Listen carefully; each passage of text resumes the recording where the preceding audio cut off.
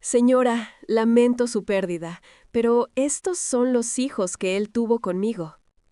Esas palabras quedaron flotando en el aire viciado de la sala, pesado por el olor dulzón y nauseabundo de los lirios y la cera derretida.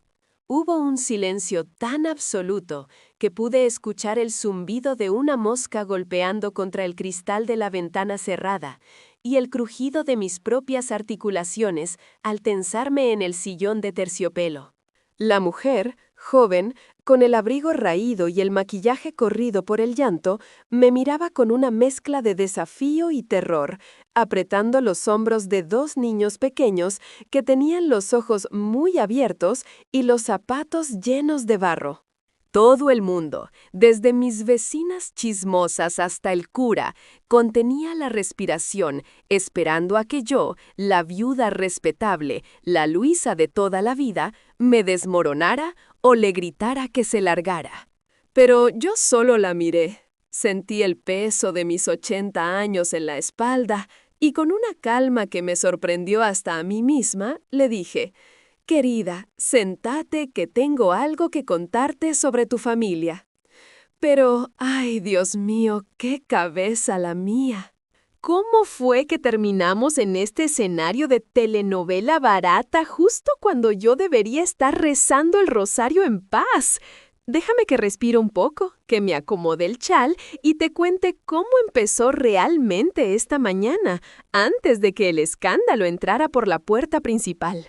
Todo comenzó unas horas antes, con esa llovizna molesta que se te mete en los huesos y no te deja en paz. Yo estaba sentada frente al ataúd de Roberto, mi esposo durante 55 largos años.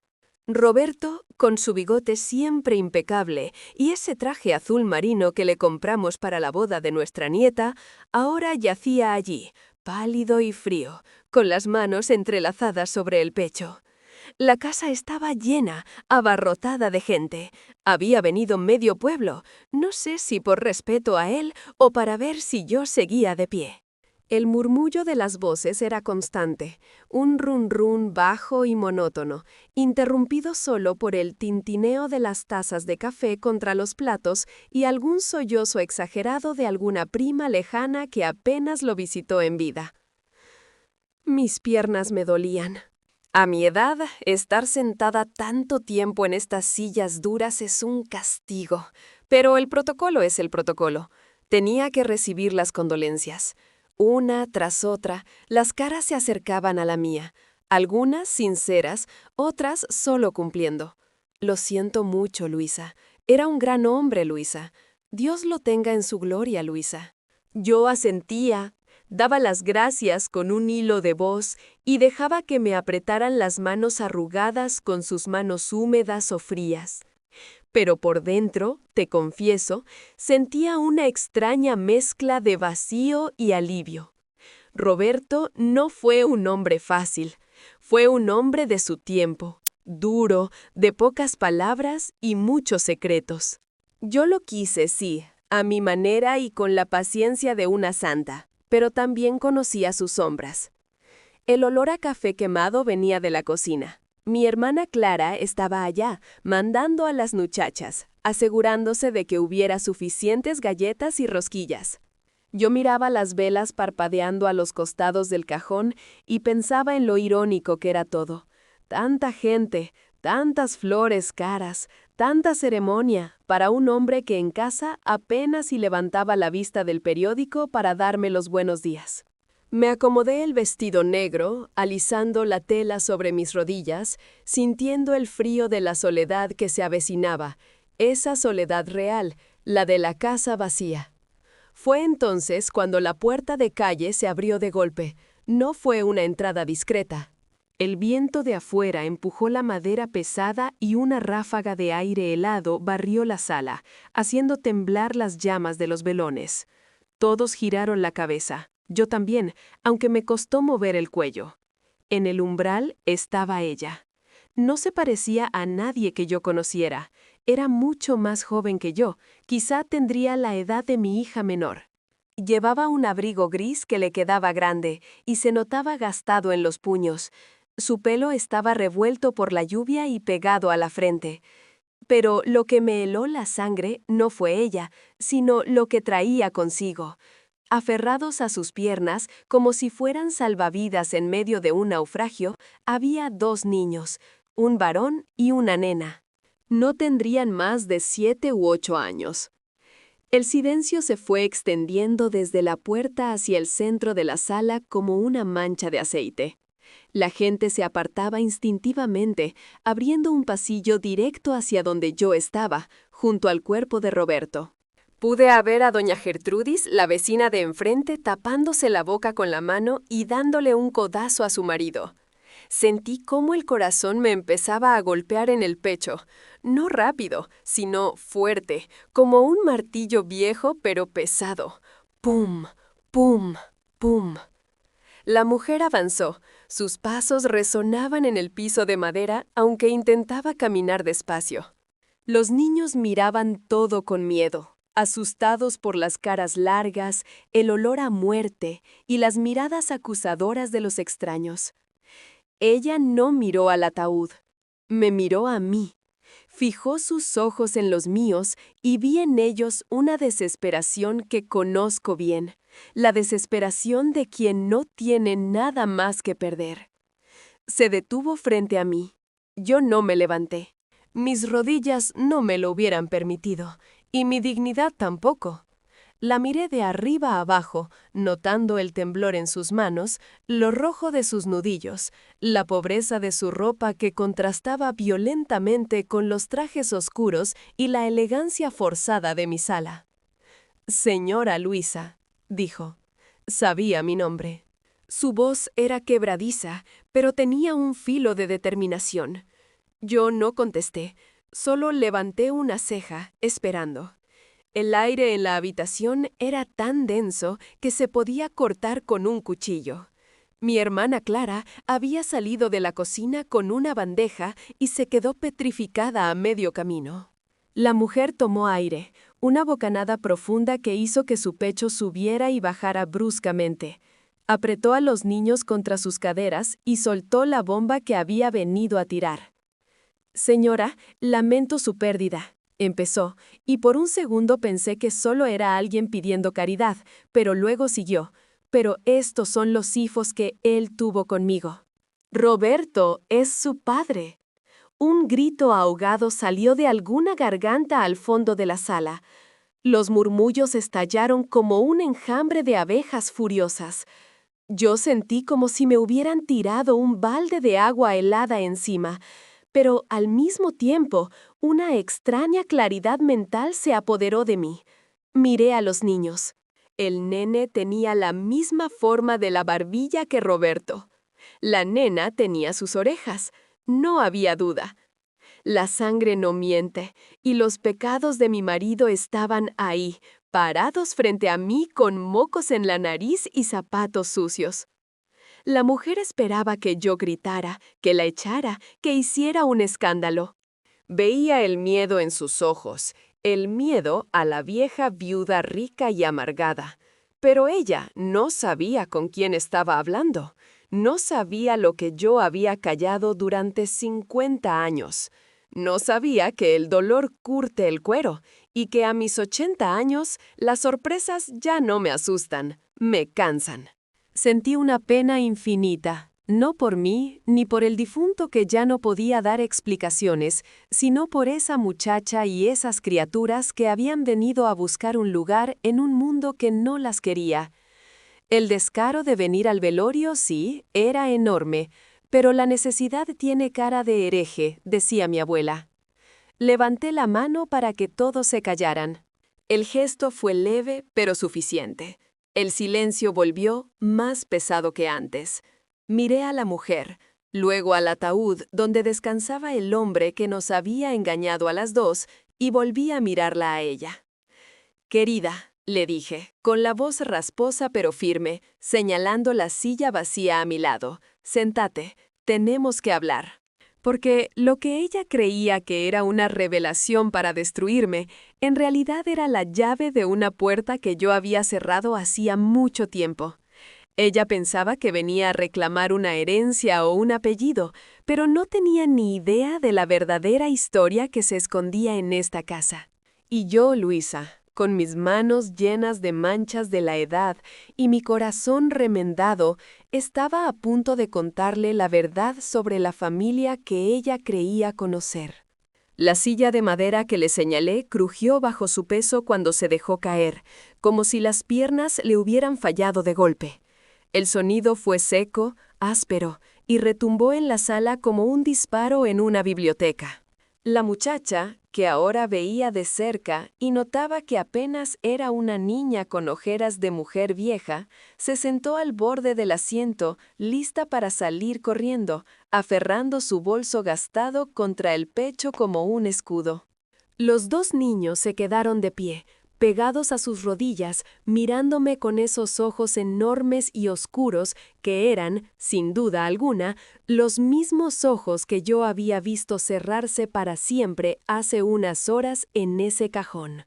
«Sentate, querida, que el espectáculo recién empieza», pensé, pero lo que salió de mi boca fue un suspiro largo que me dolió en el pecho. El murmullo de la gente se había convertido en un zumbido insoportable, como de avispas alborotadas. Podía sentir las miradas de todos clavadas en mi nuca, en mi perfil, esperando la lágrima, el grito, el desmayo. Doña Gertrudis estaba tan estirada en su asiento para no perderse detalle que casi se cae de boca al suelo. Pero yo no les iba a dar el gusto. No hoy. Mi hermana Clara, que siempre ha tenido el tacto de un elefante en una cristalería, se acercó a paso rápido, con la cara roja de indignación y la bandeja de café temblando en sus manos. «Luisa, por el amor de Dios», susurró, aunque su susurro se escuchó hasta en la cocina. «No podés permitir esto. Es una falta de respeto a la memoria de Roberto. Hay que sacarla de acá ya mismo. Llamo a los muchachos para que la acompañen a la salida». Levanté la vista hacia Clara. Mi hermana, siempre preocupada por el qué dirán, siempre lustrando la plata aunque la casa se caiga a pedazos. Me apoyé en el bastón con ambas manos y enderecé la espalda, ignorando el pinchazo de dolor en la zona lumbar. «Clara», dije, con esa voz baja que usaba cuando mis hijos eran chicos y sabían que no debían replicar, «si alguien toca a esta mujer o a estos chicos, la que va a armar un escándalo soy yo. Y vos sabés que cuando yo grito, se enteran hasta en el cementerio. Anda a la cocina y trae 2 tazas de chocolate caliente y un plato con las masitas que sobraron. Y que esté bien caliente, que estas criaturas están temblando de frío». Clara abrió la boca como un pez fuera del agua, miró a la mujer, miró el barro en la alfombra persa, me miró a mí con horror y finalmente dio media vuelta pisando fuerte con sus tacones hacia el pasillo. Volví mi atención a la muchacha. De cerca, el olor era inconfundible.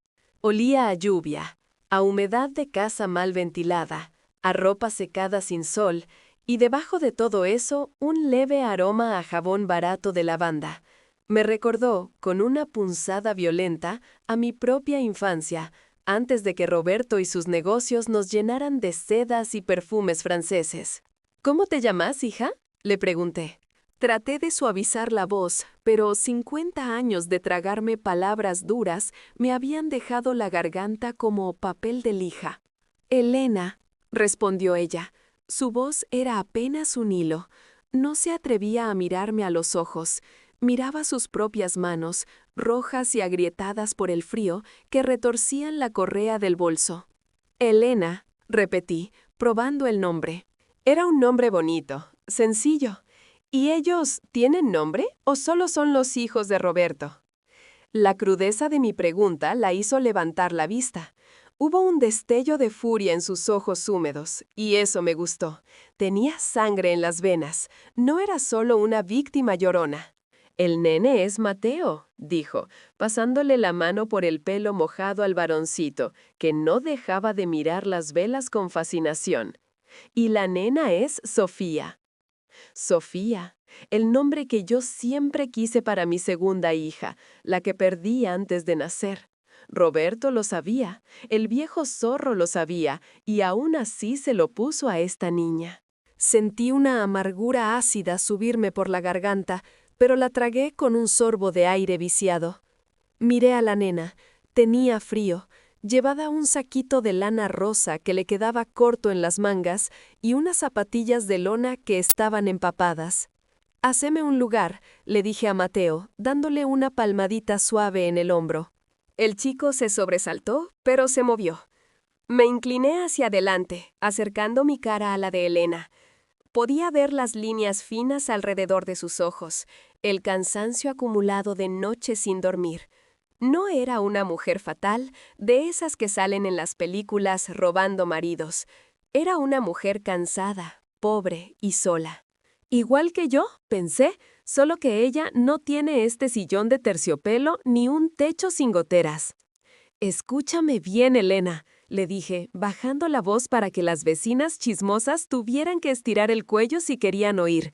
«Sé a qué viniste, y no te culpo. Si yo estuviera en tu lugar, con 2 bocas que alimentar y un padre ausente, habría tirado la puerta abajo. Pero tenés que saber algo antes de que te hagas ilusiones». Ella se puso rígida. «Él me prometió», empezó a decir, con la voz quebrada por la angustia. «Don Roberto me dijo que si le pasaba algo, nosotros no quedaríamos desamparados».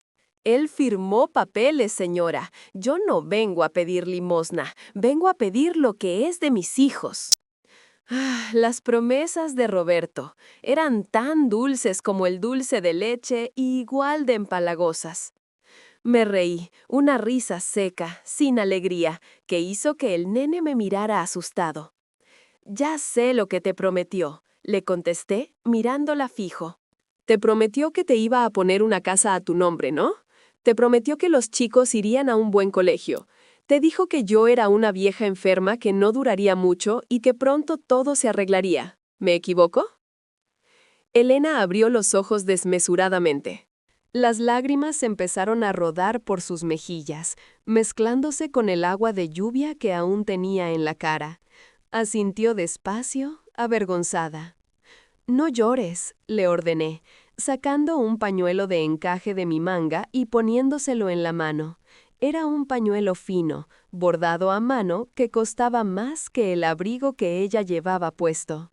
El contraste me dio náuseas. Llorar no te va a dar de comer, y menos acá, delante de esta gente que está deseando vernos pelear para tener de qué hablar en la peluquería mañana.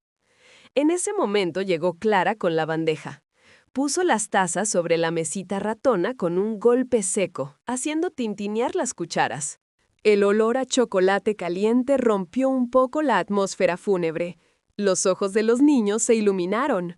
Mateo estiró la mano hacia una masita, pero se detuvo a mitad de camino, mirando a su madre buscando permiso. Ese gesto, esa obediencia temerosa, me partió el alma.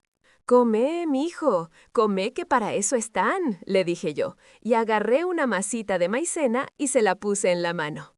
El nene la mordió con ganas, dejando caer migas sobre la alfombra impoluta.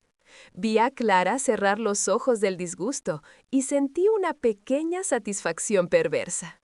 Elena tomó la taza con las 2 manos buscando el calor. Sus dedos temblaban tanto que el líquido oscuro se mecía peligrosamente cerca del borde. «Roberto era un hombre encantador, Elena», le dije, recostándome en el respaldo y mirando hacia el ataúd. Sabía decir exactamente lo que una quería escuchar. A mí me prometió amor eterno y fidelidad en el altar, delante de Dios y de medio país. A vos te prometió seguridad. A sus socios les prometió ganancias. Hice una pausa, dejando que el peso de mis palabras se asentara.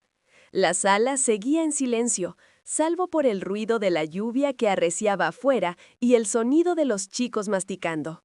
«Pero Roberto tenía un defecto muy grande», continué, y sentí cómo la rabia, esa vieja amiga que me había acompañado tantos años, empezaba a calentarme la sangre.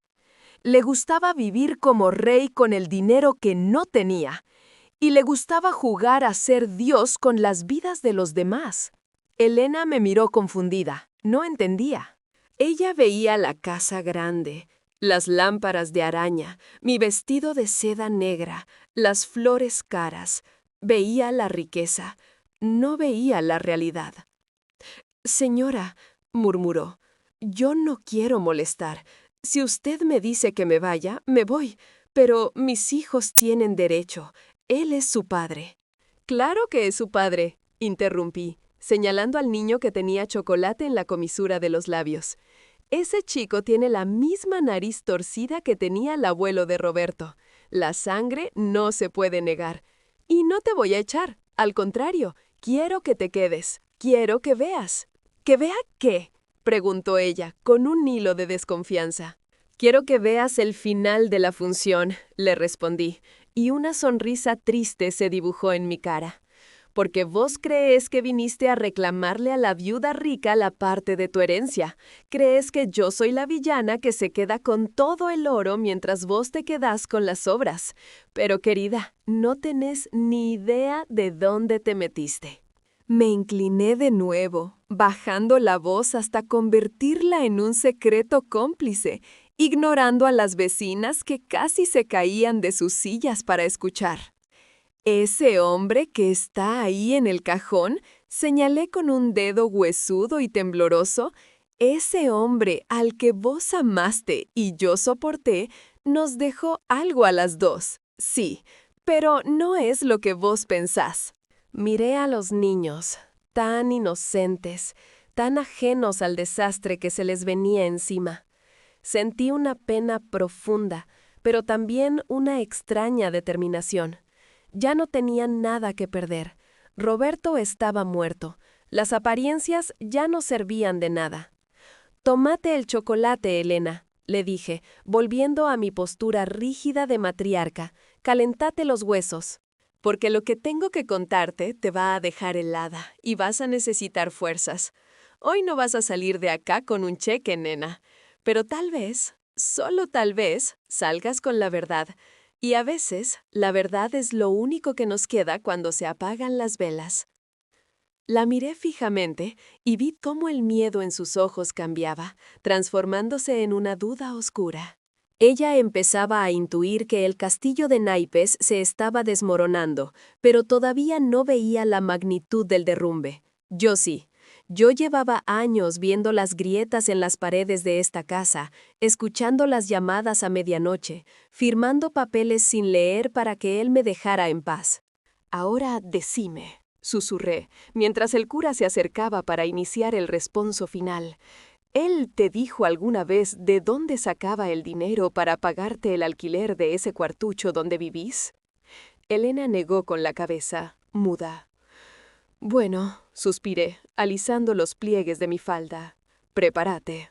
Porque la historia de nuestra familia tiene más deudas que apellidos, y vos acabás de heredar una parte de la pesadilla».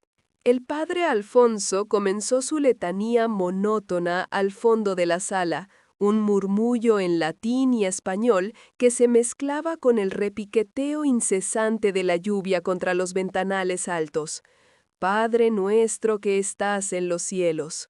La gente agachó la cabeza mecánicamente, persignándose con esa piedad ensayada que se usa en los velorios de la gente bien, pero yo no despegué la vista de la cara de Elena.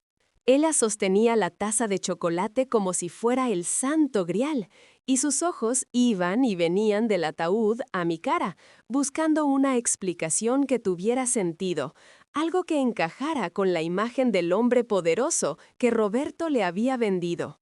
«No me mires con esa cara de ternero degollado, muchacha, que me pones nerviosa. Toma un sorbo, dale». «El chocolate está bueno. Es lo único real que vas a encontrar en esta casa esta noche». Ella obedeció, tragando con dificultad. El calor pareció devolverle un poco de color a las mejillas pálidas. El nene, Mateo, ya se había terminado la masita y miraba con codicia el plato que Clara había dejado, pero no se atrevía a estirar la mano otra vez. Suspiré. ¿Qué manía tienen los hombres de dejar hijos tirados por el mundo para que las mujeres tengamos que arreglar el desastre? Agarré el plato de porcelana, ese con los bordes dorados que mi madre me regaló cuando me casé, y se lo puse en el regazo al chico. «Come tranquilo», le susurré, y él me regaló una sonrisa llena de migas que me recordó tanto a Roberto cuando éramos novios que tuve que mirar hacia otro lado para no ponerme a llorar de rabia. Elena dejó la taza en la mesa con un tintineo nervioso.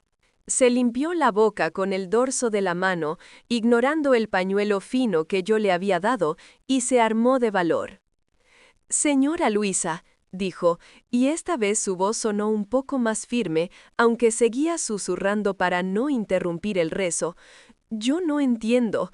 Roberto me mostró los papeles de las inversiones. Me dijo que el campo en la provincia». Me reí. Fue una risa corta, amarga, que se me escapó por la nariz.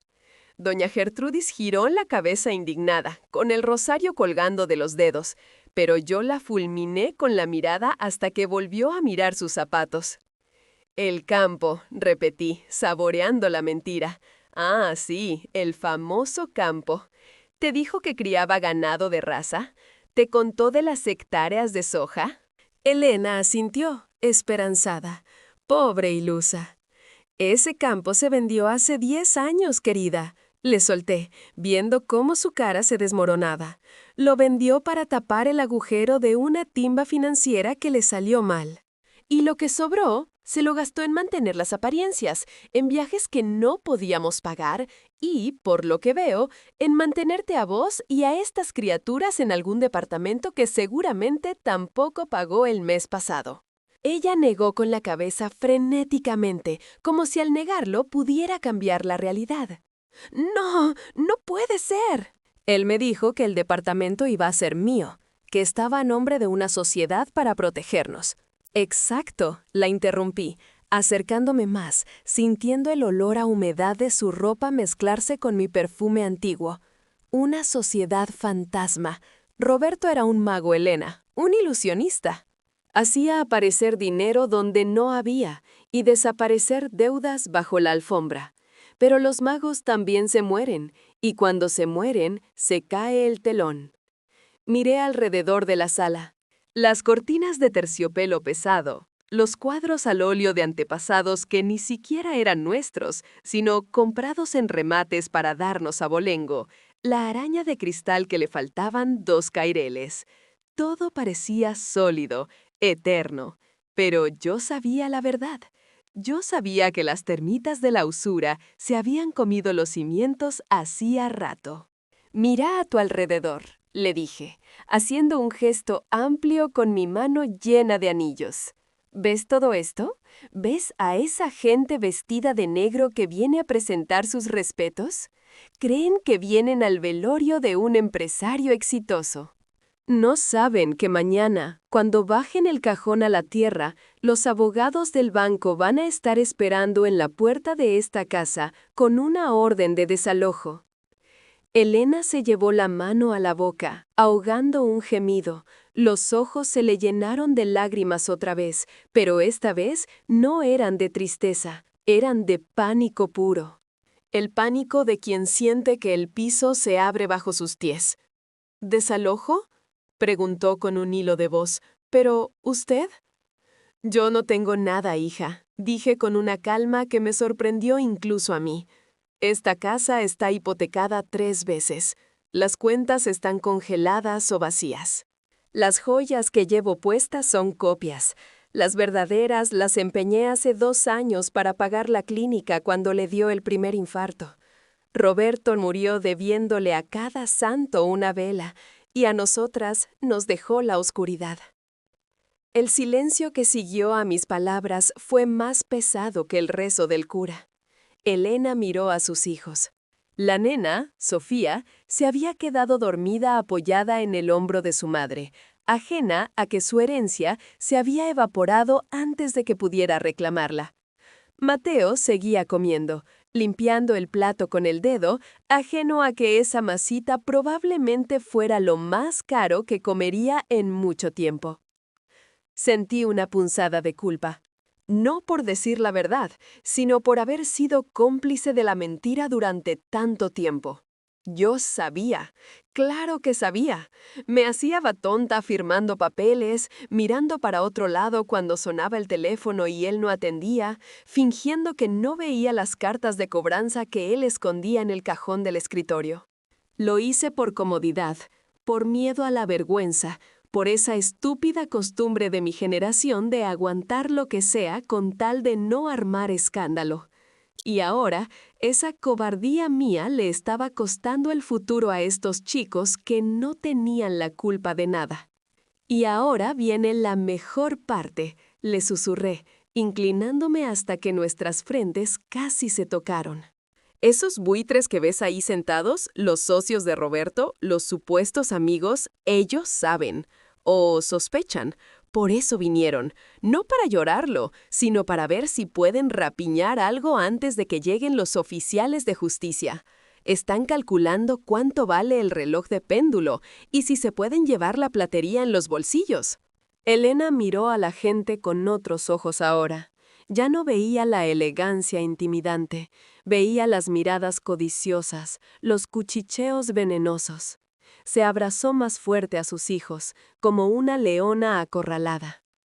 ¿Qué vamos a hacer?, me preguntó, y me di cuenta de que había usado el plural.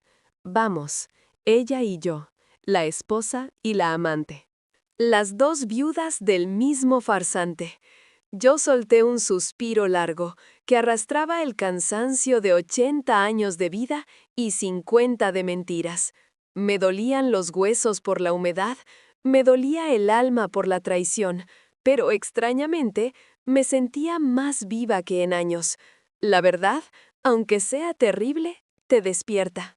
Lo primero que vas a hacer es terminarte ese chocolate, le ordené con suavidad. Y después, cuando termine el rezo y estos hipócritas se vayan a sus casas a criticarnos, vos y yo vamos a ir al escritorio de Roberto. ¿Al escritorio?, preguntó ella, confundida. Sí, porque Roberto era un mentiroso y un estafador, pero era desordenado. Y yo sé dónde guardaba las cosas que no quería que nadie viera. No hay dinero, Elena, eso te lo aseguro, pero hay verdades guardadas en esa caja fuerte que valen más que la plata. Y si nos vamos a hundir, por lo menos vamos a saber exactamente quién nos empujó al agua. En ese momento, el padre Alfonso terminó su oración. «Amén», retumbó la sala.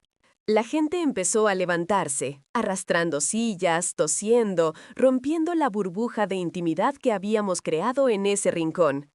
Clara se acercó de nuevo, mirándonos con desaprobación, lista para llevarse las tazas y seguramente para desinfectar el lugar donde se había sentado esa mujer. «Luisa, la gente ya se está yendo», dijo mi hermana, con ese tono de urgencia que usaba cuando quería que yo hiciera lo correcto. Deberías pararte a saludar. Y, bueno, supongo que esta chica ya se retira, ¿no? Miré a Clara. Miré a Elena, que estaba temblando, a punto de agarrar a sus hijos y salir corriendo bajo la lluvia, de vuelta a su miseria, con las manos vacías y el corazón roto. Y entonces tomé una decisión. Una de esas decisiones locas que solo toman las viejas que ya no tienen nada que perder. «No, Clara», dije en voz alta, para que me escucharan doña Gertrudis y el resto de las viejas chusmas. «Elena no se va. Está lloviendo a cántaros y estas criaturas están heladas. Se quedan a dormir acá». El silencio que se hizo fue absoluto. Clara se puso pálida como el papel. Elena me miró con la boca abierta. «¿A dormir?», balbució mi hermana. «¿Pero dónde? Luisa, te volviste loca». «En el cuarto de huéspedes», sentencié, golpeando el suelo con mi bastón para dar por terminado el asunto. «Y ahora ayúdame a pararme, que tengo que despedir a los invitados. Quiero que se vayan rápido. Tengo cosas que hacer». Me puse de pie, sintiendo cómo crujían mis rodillas, y me paré firme junto al ataúd de mi marido. Elena se quedó sentada, petrificada, con sus hijos pegados a ella, mirándome como si yo fuera un monstruo o un ángel, Todavía no decidía cuál. Mientras estrechaba manos sudorosas y recibía pésames falsos, mi mente ya no estaba en el velorio. Estaba en lo que vendría después, en la tormenta que se desataría cuando se cerrara la puerta. Roberto creyó que podía jugar con nosotras, que nos dejaría peleando por las migajas, pero no contó con algo. No contó con que la desesperación une más que el amor. Y esta noche, en esta casa que ya no era nuestra, la esposa y la amante iban a tener su propia reunión de directorio. Cuando el último invitado salió y Clara cerró la puerta con un suspiro de alivio indignado, el silencio real cayó sobre la casa. No el silencio del respeto, sino el silencio del vacío. Me giré hacia Elena, que seguía en la silla, sin saber si moverse o quedarse quieta. Bueno, dije, y mi voz sonó fuerte en la sala vacía, rebotando contra las paredes que escondían tantos secretos. Levántate, querida. Los chicos pueden dormir en la cama grande de arriba. Vos y yo tenemos una noche larga por delante. Vamos a abrir esa caja fuerte y vamos a ver qué tan profundo es el pozo donde nos tiró Roberto. Y más te vale que no seas de las que se desmayan, porque necesito a alguien que me ayude a buscar los fósforos. Vamos a prender fuego todo, metafóricamente hablando, o tal vez no tan metafóricamente. Clara cerró la puerta de calle con un golpe de llave que retumbó en todo el vestíbulo, como si estuviera sellando una tumba faraónica. Se dio vuelta y me miró con los labios apretados, una línea fina de desaprobación dibujada bajo su nariz. Sé que quería gritarme, decirme que estaba loca por meter a esa gente en las sábanas de hilo egipcio del cuarto de huéspedes, pero mi mirada la detuvo en seco. A los 80 años, una aprende a mirar de una forma que congela hasta el agua hirviendo. Anda a dormir, Clara, le dije, y no fue una sugerencia. Ella resopló, apagó las luces del pasillo dejándonos en penumbras y se marchó a su habitación arrastrando los pies, llevándose su indignación y el olor a cera de pisos. Quedamos solas. El silencio de la casa era distinto ahora. Ya no había murmullos ni tintineo de tazas, solo el sonido de la lluvia golpeando el techo y la respiración agitada de Elena, que seguía parada al pie de la escalera con el nene dormido en brazos y la nena agarrada a su falda. «Vamos», les dije, y empecé a subir los escalones de madera, apoyando todo mi peso en el bastón y en la baranda. Cada escalón era un suplicio para mis rodillas, un recordatorio de que mi cuerpo también se estaba viniendo abajo, igual que esta casa, igual que mi vida. Llevamos a los chicos al cuarto de huéspedes, ese que Roberto no dejaba usar porque decía que las visitas ensuciaban el aura. ¡Qué ironía! Abrí la cama con mis propias manos, apartando los almohadones de plumas. Cuando Elena acostó a los niños, vi el contraste brutal que me estrujó el corazón, la ropa gastada y remendada de esas criaturas contra la blancura inmaculada de las sábanas bordadas con mis iniciales. Sofía, la nena, se acurrucó suspirando, y por un segundo, solo por un segundo, me pareció ver a mi propia hija, la que perdí hace 50 años y de la que Roberto nunca me dejó hablar. Me tuve que dar vuelta para que Elena no viera cómo se me llenaban los ojos de agua. «Tápalos bien», murmuré con la voz ronca, «que esta casa es una heladera por las noches». Cuando cerramos la puerta del cuarto, Elena se quedó apoyada contra la madera, como si le hubieran sacado las pilas. Me miró con esos ojos grandes y oscuros, llenos de un miedo que yo conocía bien. «¿Ahora qué?», preguntó en un susurro. «Ahora vamos al infierno, querida», le contesté, y le hice seña para que me siguiera al despacho de Roberto, en la planta baja. El despacho olía a él, a tabaco rubio, a cuero viejo y a esa colonia cara que usaba para tapar el olor a gin. Prendí la lámpara del escritorio, esa de pantalla verde que daba una luz de interrogatorio policial. Elena se abrazó a sí misma, mirando las estanterías llenas de libros que Roberto jamás leyó. Todo era fachada, todo era escenografía. Me senté en su sillón de cuero, que crujió bajo mi peso, y sentí una extraña mezcla de asco y poder. Durante 40 años tuve prohibido entrar acá sin golpear. Ahora yo era la dueña del calabozo. «Vení, acércate», le ordené a Elena, señalando el cuadro de un caballo de carreras que colgaba detrás del escritorio. Roberto odiaba los caballos, pero decía que un hombre de negocios debía tener cuadros ecuestres. «Ayúdame a moverlo, pesa 1 tonelada». Elena me miró extrañada, pero obedeció. Entre las dos, con mis manos huesudas y las suyas ásperas de trabajar lavando ropa ajena, descolgamos el marco dorado. Detrás, empotrada en la pared y oculta por el papel tapiz despegado, estaba la caja fuerte, una reliquia de acero gris. La combinación, dije en voz alta, mientras giraba la perilla fría, es la fecha de nuestro casamiento al revés. Qué romántico, ¿no? Oh, qué cínico. Roberto siempre tuvo un humor negro para estas cosas. Giré a la izquierda, a la derecha, otra vez a la izquierda. El mecanismo hizo un clic seco, metálico, como el sonido de un hueso al romperse. La puerta de acero se abrió con un gemido de bisagras oxidadas. Elena contuvo la respiración. Se inclinó sobre el escritorio, esperando ver fajos de billetes, lingotes de oro, la salvación mágica para sus hijos. Yo ya sabía lo que íbamos a encontrar, o al menos lo que no íbamos a encontrar. Metí la mano en la oscuridad de la caja, saqué un puñado de papeles. Hipotecas, demandas judiciales, avisos de embargo. Los tiré sobre el escritorio con desprecio. Papel mojado, Elena. Basura. Deudas que no vamos a pagar porque los muertos no pagan y las viudas pobres tampoco. Ella agarró uno de los papeles y lo leyó, con los labios temblando. Se dejó caer en una silla, derrotada. «Entonces es verdad», susurró, con la voz rota. «No hay nada. Nos mintió a las dos». Todo este tiempo me decía que estaba invirtiendo para el futuro de Mateo y Sofía.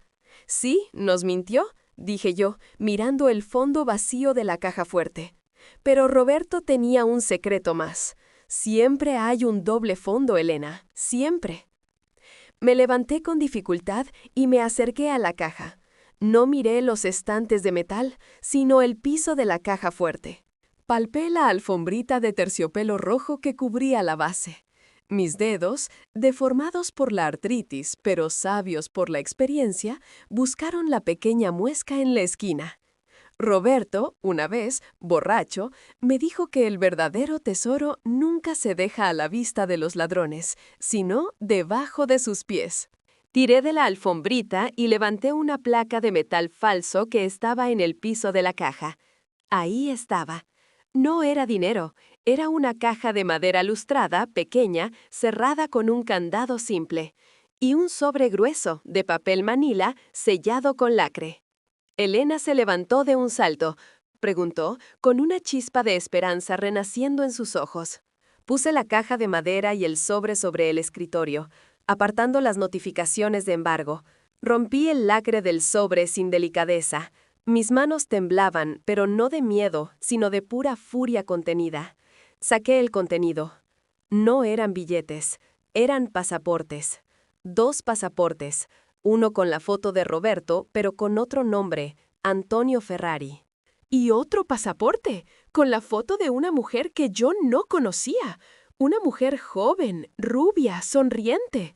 Y 2 pasajes de avión, solo de ida. Fecha, mañana por la noche. Destino, Zúrich. Sentí que el aire se me escapaba de los pulmones. Elena agarró el pasaporte de la mujer y lo miró como si fuera un objeto extraterrestre. «¿Le llegué?», preguntó, horrorizada. «¿Usted la conoce?» «No», contesté, sintiendo cómo la bilis me subía por la garganta. «No la conozco, pero entiendo todo ahora». Roberto no perdió el dinero, Elena. No se lo gastó en malas inversiones, se lo estaba llevando. Estaba liquidando todo, vendiendo hasta los clavos de las paredes, sacando hipotecas sobre la nada misma para juntar efectivo y fugarse. Nos iba a dejar acá, a vos con tus hijos y a mí con mi vejez, hundidas en la miseria mientras él se iba a Suiza con esta criatura y con todo nuestro dinero. Miré la caja de madera. Agarré un abrecartas de bronce que estaba sobre el escritorio y reventé el candado de un golpe seco. La tapa saltó. Adentro no había joyas.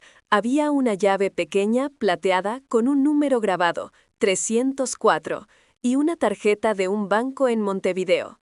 Elena me miró, pálida como un fantasma. ¿Qué significa esto, señora Luisa? Significa, querida, que el dinero existe, le dije, y una sonrisa torcida, peligrosa, se me dibujó en la cara. Roberto murió de un infarto antes de poder subirse a ese avión. El dinero no está en Suiza.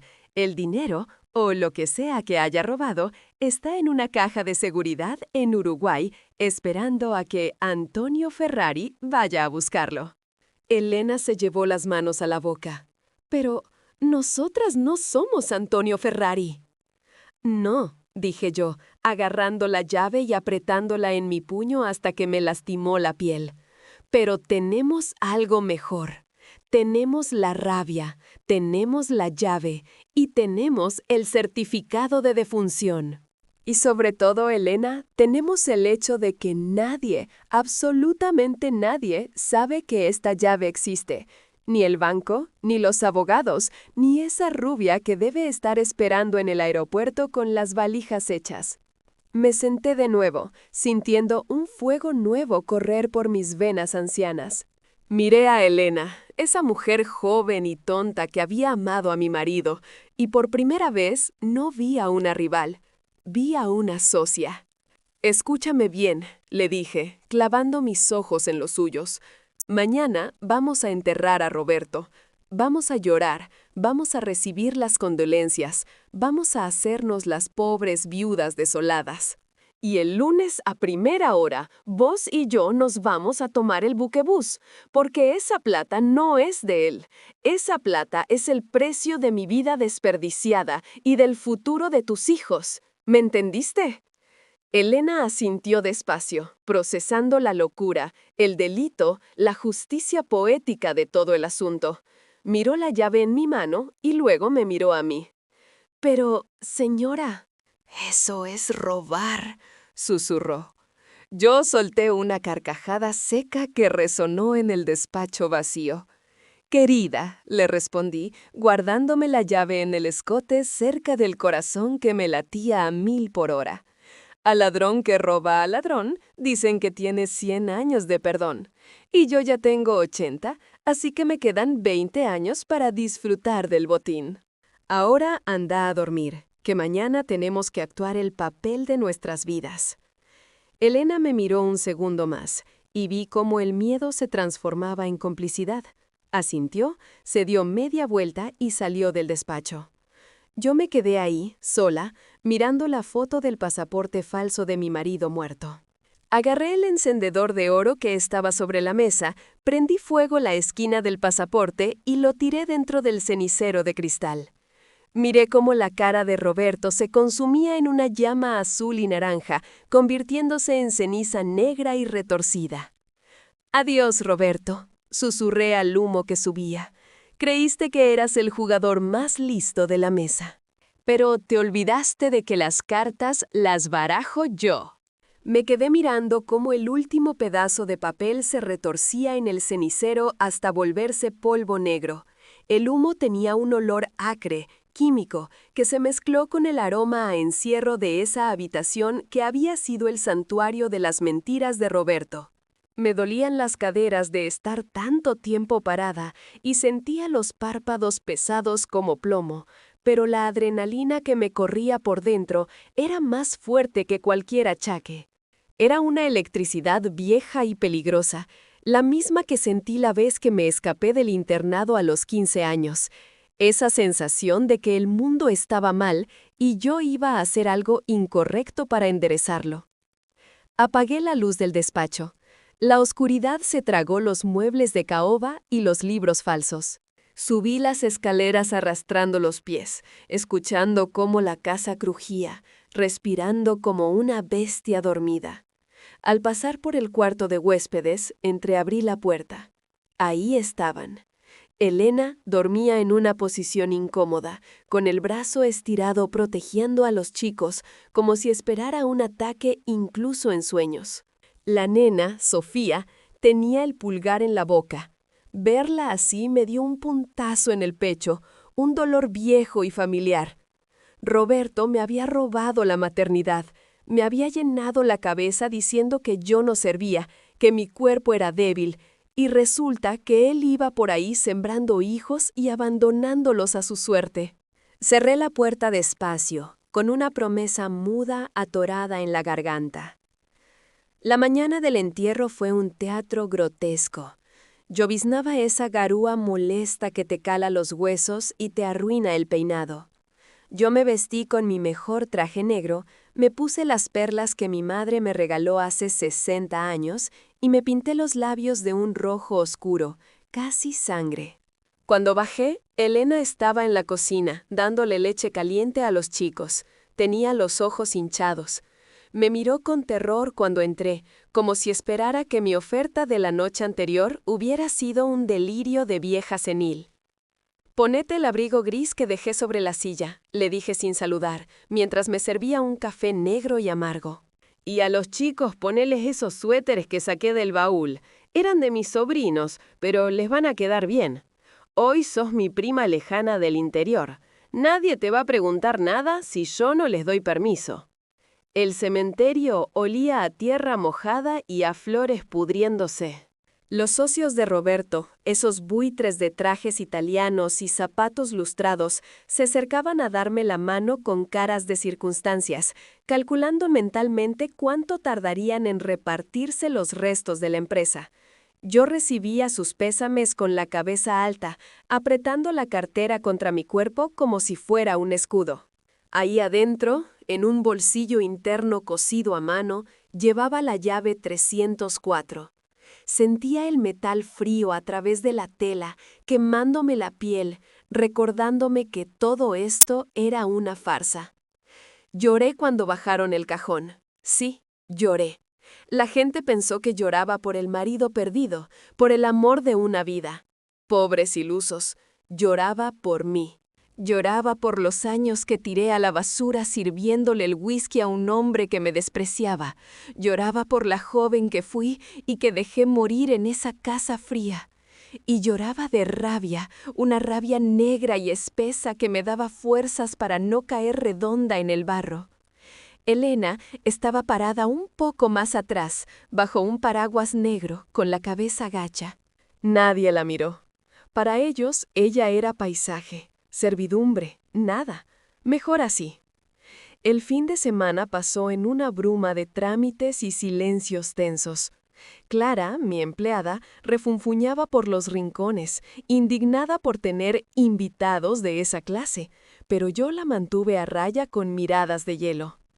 Elena y yo apenas hablábamos, pero nos entendíamos. Nos movíamos por la casa como dos conspiradoras, esquivando las sombras de Roberto. El lunes a la madrugada, el taxi nos dejó en la terminal de buquebús. El río estaba color de león, revuelto y sucio.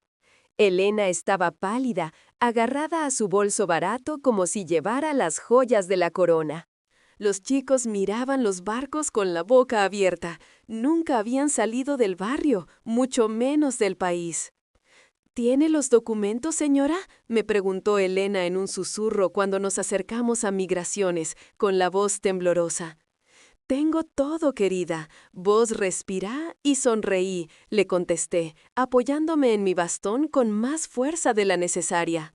El viaje en el barco fue un suplicio para mi estómago, pero mi mente estaba clara como el agua. Miraba por la ventanilla, viendo cómo Buenos Aires se alejaba, cómo esa ciudad que había sido testigo de mi humillación se hacía chiquita. Roberto quería irse a Zúrich con la rubia, quería dejarme en la ruina. Bueno, ahora yo estaba cruzando el charco con su otra familia para robarle el retiro. La justicia divina tiene formas extrañas, pensé, y casi se me escapa una risa que hubiera asustado a los pasajeros. Llegamos al banco en Montevideo cerca del mediodía.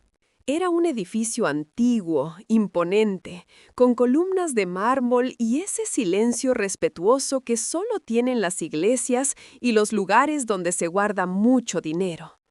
Mis manos, manchadas por la edad y temblorosas por el Parkinson que me negaba a admitir, sacaron la llave y los papeles falsificados que Roberto había guardado tan seguro. La ironía era deliciosa para su huida, que nos facilitó el trabajo. Yo solo tuve que firmar con mi nombre real como apoderada, presentando el acta de defunción. Para el banco, yo era la viuda doliente cerrando las cuentas del marido previsor. Cuando el empleado nos dejó solas en la bóveda, el aire se volvió denso. Las paredes estaban forradas de cajas de seguridad metálicas, cientos de pequeños ataúdes de secretos. Busqué el número 304. Estaba a la altura de mis ojos. «Elena, vení», la llamé. Ella se acercó despacio, dejando a los chicos sentados en un rincón jugando con unos caramelos que les había dado el guardia. Metí la llave. Giró suavemente, sin resistencia, como si hubiera estado esperándome. Tiré de la puertecita. Adentro había un bolso de cuero negro pesado. Lo saqué con dificultad y lo puse sobre la mesa de metal. Elena se tapó la boca con las manos. «¡Lo abrí!». «No grites», le advertí, aunque yo misma sentía que el corazón se me iba a salir por la boca. Fajos, cientos de fajos, dólares americanos, apretados, con olor a tinta y a codicia. Y abajo, en el fondo, una bolsita de terciopelo con diamantes que seguramente compró en el mercado negro. Era una fortuna. Era suficiente para comprar 3 vidas nuevas. Era el dinero de la hipoteca de nuestra casa, el dinero de las ventas fraudulentas de la empresa, el dinero que le debía a medio mundo. «Dios mío», susurró Elena, con lágrimas corriendo por su cara flaca. «Señora Luisa, esto es muchísima plata». «Esto, Elena, es la cuota alimentaria atrasada de tus hijos y mi indemnización por despido de 40 años de matrimonio», dije, cerrando el bolso con un cierre seco. «Y ahora, escúchame bien, vamos a salir de acá caminando despacio, como si lleváramos ropa sucia en este bolso. Vamos a ir a tomar un té con masitas a una confitería linda. Y después vamos a volver a casa». «¿A casa?», preguntó ella confundida. «¿No nos vamos a escapar?». «No», le dije, acariciándole la mejilla que estaba fría. «No somos prófugas, Elena, somos las dueñas. Con esto voy a pagar las deudas justas para que no nos rematen la casa. Y el resto es para el futuro de Mateo y Sofía. Y para que vos y yo vivamos como reinas lo que nos quede de vida. Roberto quería dejarnos en la calle. Bueno, ahora nosotras vamos a vivir en su casa, gastar su plata y criar a sus hijos para que sean hombres decentes, no basuras como él. Esa va a ser nuestra venganza. Que sean felices». Salimos del banco bajo el sol del mediodía uruguayo. El aire se sentía más liviano. Me pesaba el bolso en el hombro, me dolía la rodilla y sabía que me quedaban pocos años por delante.